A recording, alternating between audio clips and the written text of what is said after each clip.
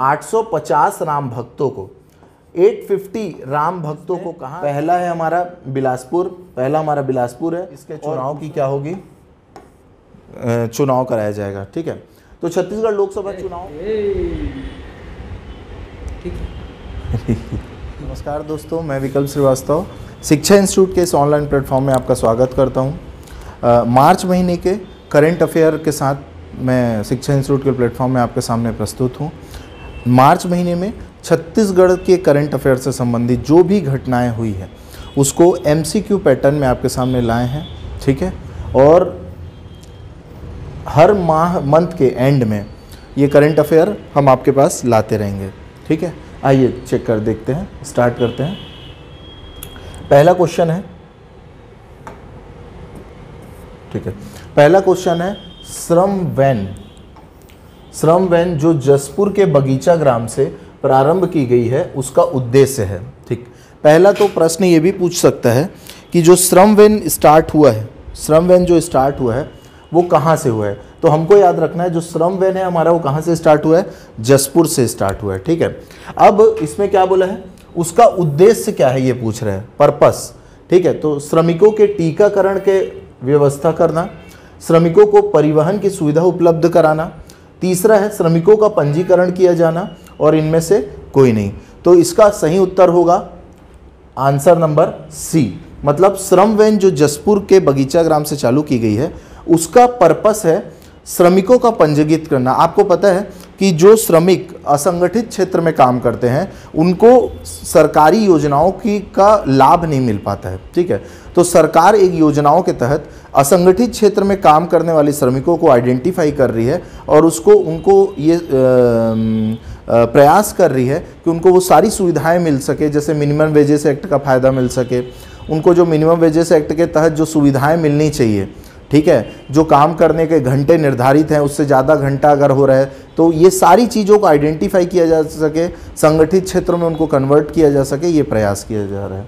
ठीक है, तो ये श्रम वैन क्यों चला रहे हैं अपन, असंगठित क्षेत्र में जो श्रमिक काम कर रहे हैं उनको संगठित क्षेत्र में लाने के लिए। ठीक है, चलिए आगे बढ़ते हैं। दूसरा है राजिम कुंभ कब से स्टार्ट हुआ, राजिम कुंभ कब से प्रारंभ हो रहा है, कब से प्रारंभ हुआ है, 24 फरवरी से 8 मार्च तक चलेगा, 24 मार्च से 30 मार्च तक चलेगा, 1 जनवरी से 31 मार्च तक चलेगा, 1 जनवरी से 31 मार्च तक चलेगा। तो आपको पता है इसका सही आंसर क्या होगा, 24 फरवरी से 8 मार्च तक। राजिम कुंभ एक बहुत महत्वपूर्ण इवेंट होता है छत्तीसगढ़ में, आप सबको पता है। इसका नाम पिछली सरकार ने बदल दिया था, फिर जब भारतीय जनता पार्टी की सरकार आई तो यही पुराना नाम जो था राजिम कुंभ उसको स्थापित किया। राजिम कुंभ नाम रखने का मतलब ये है कि पहले तो इसको छोटा कुंभ ऐसा करके नाम दे दिया गया था, फिर बाद में क्लेम किया गया तो इसको राजिम कुंभ किया गया, क्योंकि जो छत्तीसगढ़ के बाहर के जो दर्शक जो पर्यटक हैं उनको हम कुंभ के नाम से आकर्षित कर सके, पर्यटकों की संख्या में वृद्धि हो सके और छत्तीसगढ़ में ज़्यादा रोजगार क्रिएशन हो सके। ठीक है, तो आपको पता है कि हमारा जो एग्ज़ाम का पैटर्न है, चाहे वो पीएससी हो चाहे वो व्यापम हो, उसमें डेट इंपॉर्टेंट रहता है, डेट बहुत पूछता है। तो राजिम कुंभ मेला कब हो रहा है, 24 फरवरी से 8 मार्च तक। ठीक है, चलो आगे बढ़ते हैं। उसके बाद श्रम जयेत मुख्यमंत्री श्रमेव जयेत मुख्यमंत्री निर्माण श्रमिक पेंशन योजना का शुभारंभ कब किया गया। ठीक है, तो ये जो पेंशन योजना चलाई जा रही है, अच्छा ये श्रम जयेत मुख्यमंत्री निर्माण श्रमिक पेंशन योजना क्या है, तो नाम से स्पष्ट है, श्रमेव जयेत योजना एक प्रकार की पेंशन देने वाली योजना है। इसमें सरकार क्या कर रही है, 60 वर्ष से जो अधिक के श्रमिक हैं उनको सरकार बोलती है हम उनको 1500 रुपये पर मंथ का क्या देंगे, पेंशन देंगे। ठीक है, अब ये जो श्रमेव जयेत योजना है वो प्रारंभ की गई है 3 मार्च, 4 मार्च, 5 मार्च, 6 मार्च। तो कब से प्रारंभ की गई है, 3 मार्च से प्रारंभ की गई है। ठीक है, श्रमेव जयेत पेंशन योजना का प्रारंभ कब से हुआ है, 3 मार्च से। ठीक है, नोनी रक्षा रथ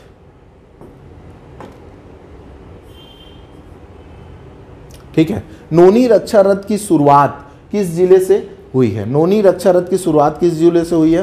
तो जसपुर, सरगुजा, बलरामपुर और सूरजपुर। तो आपको पता है नौनी रक्षा रथ की शुरुआत किस जिले से हुई है? जसपुर जिले से हुई है। ठीक है, जसपुर जिले से हुई है। चलो आगे बढ़ते हैं।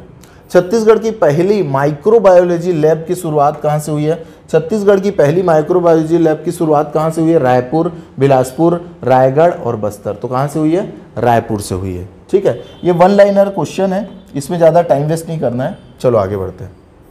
छत्तीसगढ़ में पत्रकारिता के अध्ययन केंद्र कहाँ स्थापित किया गया है? कहाँ खोला जा रहा है? तो कहाँ खोला जा रहा है? बस्तर में, सरगुजा में, दोनों में, या इनमें से कोई नहीं? तो हमको पता है कि जो पत्रकारिता के लिए अध्ययन केंद्र कहाँ खोला जा रहा है? बस्तर में भी खोला जा रहा है और सरगुजा में भी खोला जा रहा है। तो इसका सही आंसर क्या होगा? उपरोक्त दोनों। ठीक है, उपरोक्त दोनों। चलिए आगे बढ़ते हैं। छत्तीसगढ़ में 2 दिवसीय जलवायु परिवर्तन सम्मेलन का आयोजन कहाँ किया जा रहा है? रायपुर में, बिलासपुर में, जगदलपुर में या राजनांदगांव में? तो कहाँ किया जा रहा है? रायपुर में किया जा रहा है। ठीक है, तो 2 दिवसीय जलवायु परिवर्तन सम्मेलन का आयोजन कहाँ किया जा रहा है? रायपुर में किया जा रहा है। अब इसमें देखो, इसमें क्या बोल रहे हैं कि श्री रामलला दर्शन योजना कब से शुरू हुई है?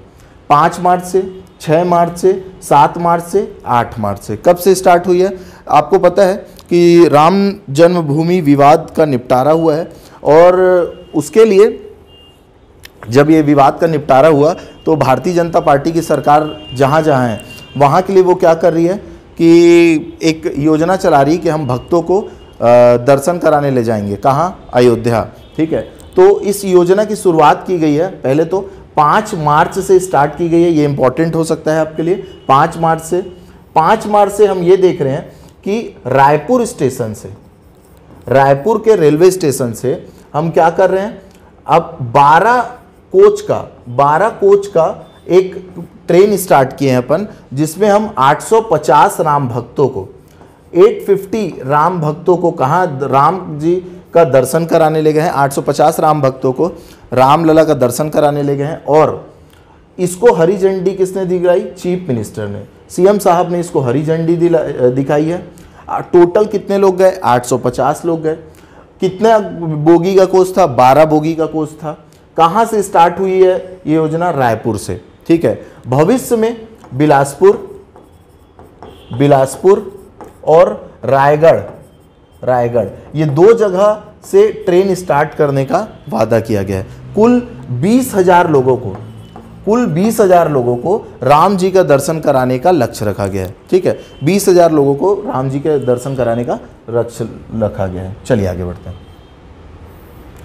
स्नेहा बंजारे का संबंध किस खेल से है? तो आपको पता है कि स्नेहा बंजारे का संबंध है कराटे से। ठीक है, स्नेहा बंजारे का संबंध किससे है? कराटे से। हाल ही में छत्तीसगढ़ के किस स्थान में लिथियम के भंडार पाए गए हैं? ठीक है, कहाँ पाया गया है? छुरी में, कटघोरा में, धर्मजयगढ़ में या कसडोल में? ठीक है, तो आपको पता है कि ये भंडार कहाँ पाए गए हैं? छुरी, जो कि कहाँ है? कोरबा।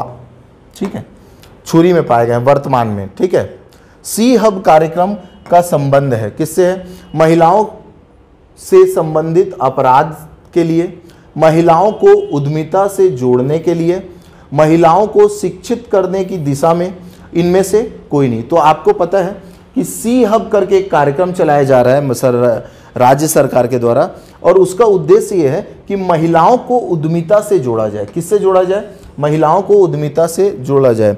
आपको पता है कि हम कोऑपरेटिव सोसाइटी के माध्यम से, जिसमें हम सेल्फ हेल्प ग्रुप का गठन करते हैं, उसमें भी महिलाओं की भूमिका को सुनिश्चित करने का सरकार प्रयास कर रही है और उसी दिशा में एक कदम है ये कि सी हब कार्यक्रम चला के हम महिलाओं को क्या बोल रहे हैं? उद्योग में आइए, व्यापार करिए। उसके बाद किसान महासम्मेलन का आयोजन वर्तमान में रायपुर में किया गया है, जिसके मुख्य अतिथि कौन होंगे?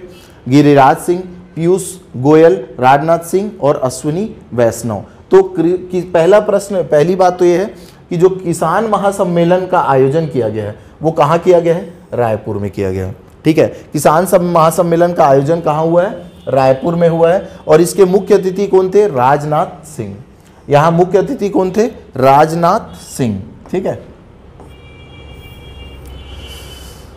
महतारी वंदन योजना का शुभारंभ किया गया है। महतारी वंदन योजना कब से स्टार्ट हुई है? महतारी वंदन योजना कब से स्टार्ट हुई है? 10 मार्च से, 11 मार्च से, 9 मार्च से या 8 मार्च से? तो हमको पता है कि महतारी वंदन योजना कब से स्टार्ट हुई है? 10 मार्च से। इसमें हम महतारी वंदन योजना के माध्यम से हम महिलाओं के अकाउंट में कितना रुपए डाल रहे हैं? 1000 रुपये। कब? Per month. ठीक है। कृषक उन्नति योजना का संबंध है। ठीक है, सरकार द्वारा कृषक उन्नति योजना का संचालन किया जा रहा है, जो किससे संबंधित है? धान को बोनस देने से, कृषकों को संसाधन उपलब्ध कराने से, कृषकों को बिजली उपलब्ध कराने से, कृषकों को ब्याज मुफ्त ऋण उपलब्ध कराने से। तो इसका सही आंसर क्या है? धान के बोनस उपलब्ध कराने से। धान को का जो बोनस है, धान का बोनस देने के लिए ये कार्यक्रम चलाया जा रहा है। क्या? कृषक उन्नति योजना। ठीक है। उसके बाद I am women of the year award, I am woman of the year award प्राप्त करता है सुमन वर्मा, सोनम श्रीवास्तव, विनीता श्रीवास्तव और कमला शर्मा। तो आपको पता है इसका सही आंसर क्या है? सोनम श्रीवास्तव। ठीक है। तो I am women of the year award किसको मिला है? सोनम श्रीवास्तव को। ठीक है।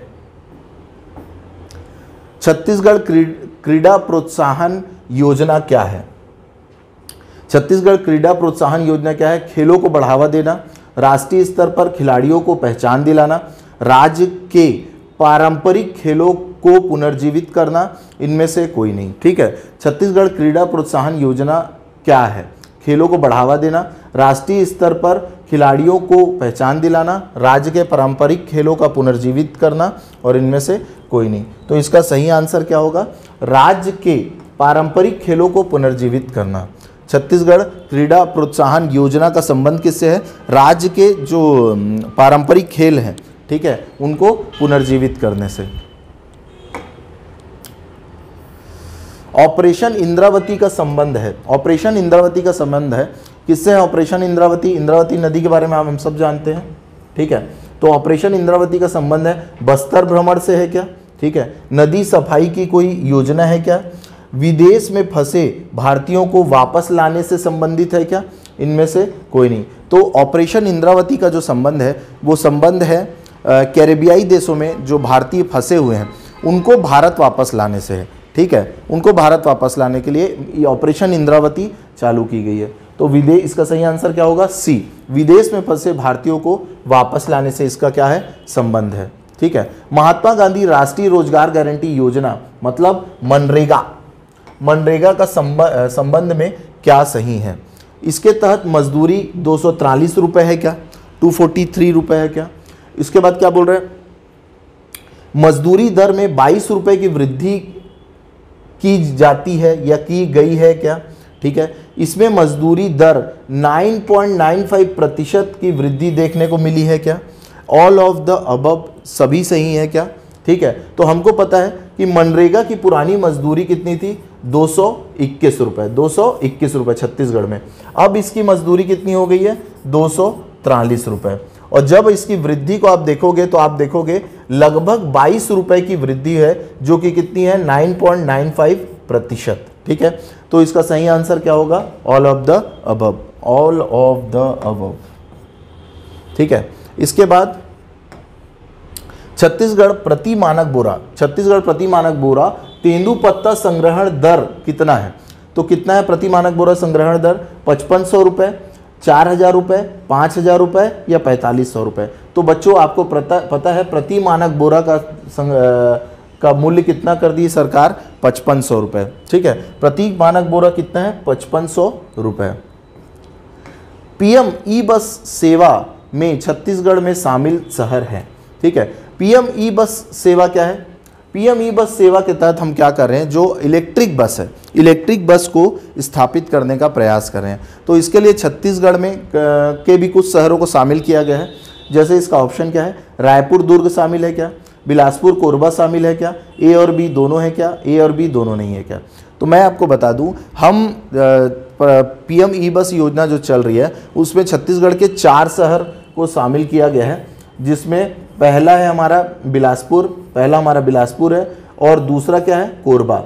उसके बाद तीसरा क्या है? दुर्ग, चौथा क्या है? रायपुर। तो इन 4 शहरों में ई बस प्रोवाइड करेगी सरकार और यहाँ से शुरुआत होगा पीएम ई बस योजना का। ठीक है, मतलब सब्सिडीज के माध्यम से हम ई बस प्रोवाइड कराएंगे यहाँ व्यापारियों को। तो इसका सही आंसर क्या होगा? सी। ठोस अवशिष्ट प्रबंधन, ठीक है, प्रबंधन संयंत्र कहाँ बन रहा है? ठोस अवशिष्ट प्रबंधन संयंत्र कहाँ बन रहा है? रायपुर में, भिलाई में, ए और बी दोनों में, ए और बी दोनों में नहीं। तो ठोस अवशिष्ट प्रबंधन कहाँ बन रहा है बच्चों? रायपुर में बन रहा है क्या? भिलाई में बन रहा है क्या? ए और बी दोनों में बन रहा है क्या? ए और बी दोनों में नहीं बन रहा है। तो ठोस अवशिष्ट प्रबंधन कहाँ बन रहा है? जो बन रहा है वो कहाँ बन रहा है? ए और बी दोनों में, रायपुर में भी और भिलाई में भी। कहाँ बन रहा है? रायपुर में भी और भिलाई दोनों में बन रहा है। ठीक है। छत्तीसगढ़ में छत्तीसगढ़ के नवनिर्वाचित पुलिस महानिर्देशक कौन है?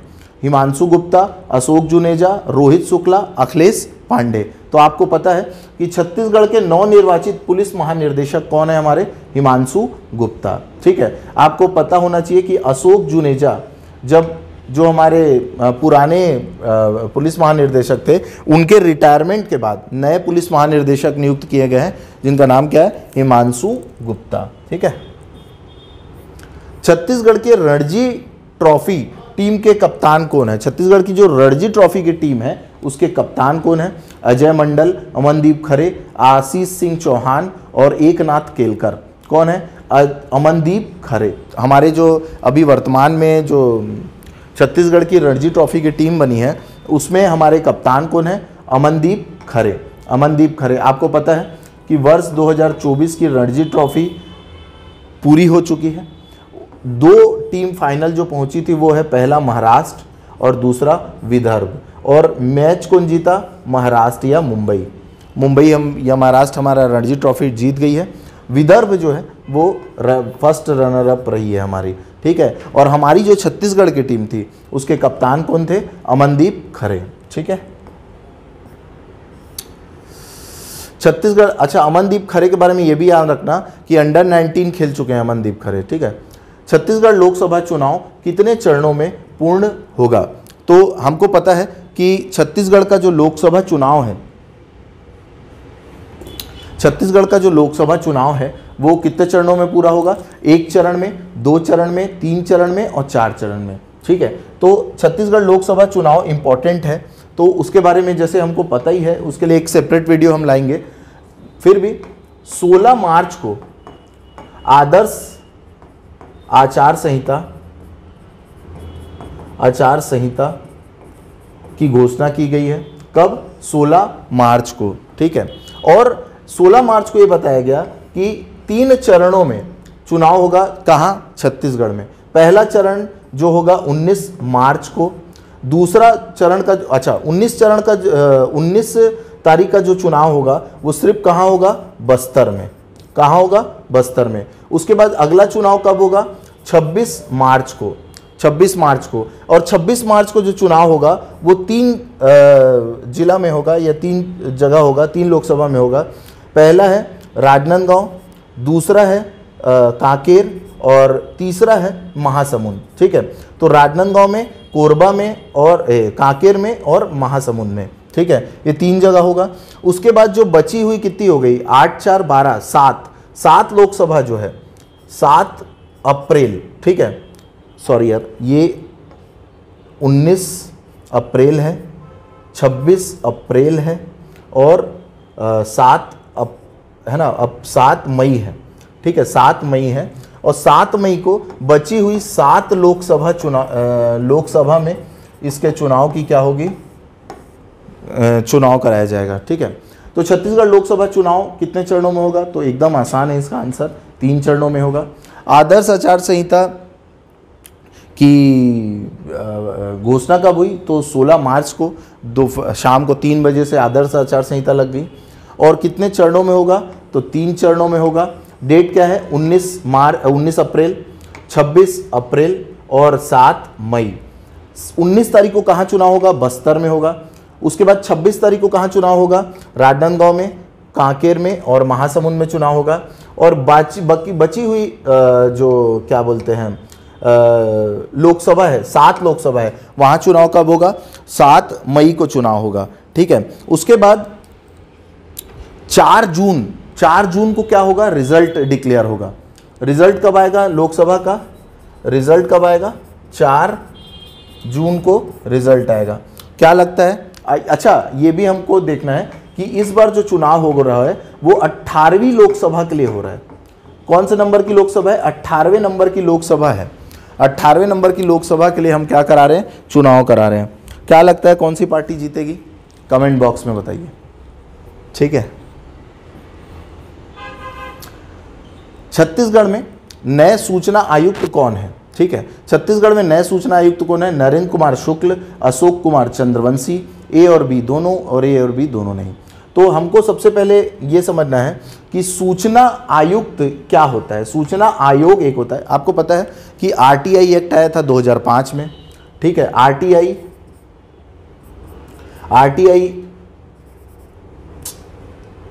ठीक है, आरटीआई एक्ट आया 2005 में। उसमें बोला गया कि एक 4 सदस्यीय आयोग का गठन करो, 4 सदस्यीय आयोग का गठन करो, जिसमें एक क्या होगा? एक होगा मुख्य चुनाव आयुक्त, मुख्य चुनाव आयुक्त, और 3 क्यों होंगे?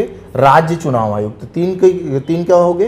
राज्य के चुनाव आयुक्त होंगे। लेकिन छत्तीसगढ़ में आपको याद रखना है, मुख्य चुनाव आयुक्त का पद वैकेंट है। मुख्य चुनाव आयुक्त का पद क्या है? वैकेंट है। वर्तमान में छत्तीसगढ़ 2 सदस्यीय चुनाव आयुक्त हैं। 2 सदस्यीय जो छत्तीसगढ़ के चुनाव आयोग में है, पहला नरेंद्र कुमार शुक्ल और दूसरा अशोक कुमार चंद्रवंशी। ये 2 सदस्य मिलकर छत्तीसगढ़ के चुनाव आयोग को सूचना आयोग को चला रहे हैं, ठीक है। अब ये जो सूचना आयोग है उसमें नए चुनाव आयुक्त कौन है? तो ये नए सूचना आयुक्त कौन है? नए सूचना आयुक्त कौन है? नरेंद्र कुमार शुक्ल, ठीक है। तो नरेंद्र कुमार शुक्ल की नियुक्ति अभी हुई है, पहले अशोक कुमार चंद्रवंशी थे। तो नए कौन है? नरेंद्र कुमार शुक्ल। लेकिन अभी वर्तमान में सूचना आयोग में कौन है? 2 लोग हैं, नरेंद्र कुमार शुक्ल और अशोक कुमार चंद्रवंशी, ठीक है। अच्छा, एक चीज़ बताइए, सूचना आयोग जो है संवैधानिक संस्था है कि वैधानिक संस्था है? ठीक है, जो सूचना आयोग है वो एक प्रकार की संवैधानिक संस्था है कि वैधानिक संस्था है? ठीक है, कमेंट बॉक्स में इसका आंसर दीजिए। और करेंट अफेयर का ये वीडियो यही समाप्त करते हैं, ठीक है। करेंट अफेयर के लिए छत्तीसगढ़ को आप फॉलो कर सकते हैं। मार्च में या हर मंथ के एंड में मंथ से रिलेटेड वीडियो लेके आएंगे अपन, जो छत्तीसगढ़ से संबंधित होगा, ठीक है। इकोनॉमिक सर्वे की भी सीरीज चला रहे हैं अपन। आने वाले एग्ज़ाम में जो हॉस्टल वार्डन ये सब के एग्ज़ाम होंगे उसमें इकोनॉमिक सर्वे आपके काम आएगा, उससे देखते रहिएगा। इकोनॉमिक सर्वे का प्रयास करेंगे कि MCQ भी ले आएँ, ठीक है। तो करेंट अफेयर को फॉलो करते रहो, ठीक है। Thank you so much.